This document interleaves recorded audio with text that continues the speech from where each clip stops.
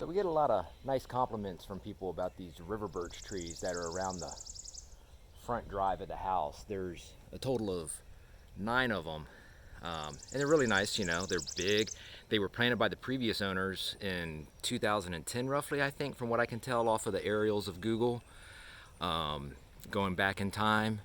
And everybody really loves the bark, the way it's all peely and stuff. But let me show you something here. You see these piles of sticks everywhere? River birch trees drop an insane amount of branches, which is something I never knew. I've never seen a tree drop so many branches.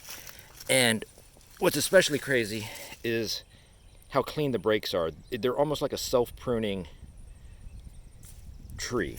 I guess actually that's exactly what they are. They're a self-pruning tree. But they're cut. They almost look cut, right? Nice and clean. They do not break off and just hang. I mean, they'll get hung up, but it's not like a branch that sometimes breaks in a tree and is just partially broke. These things just snap right off. And this is after about 2 weeks. Okay, we had cleaned up after some storms, or mostly from the entire winter, and then we had 2 storms that came through over the past 2 weeks. A good amount of rain and a decent amount of wind. And this is from that. So this is from 2 weeks of sticks dropping. And it can vary.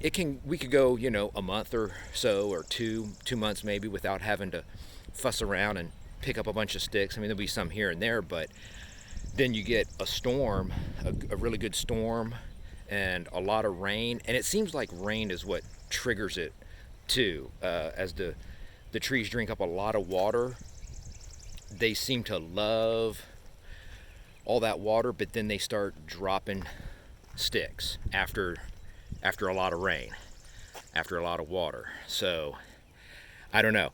They're great. I mean, they're really big. Again, 2010 roughly is when I think these were planted, and I mean, that's not a small tree.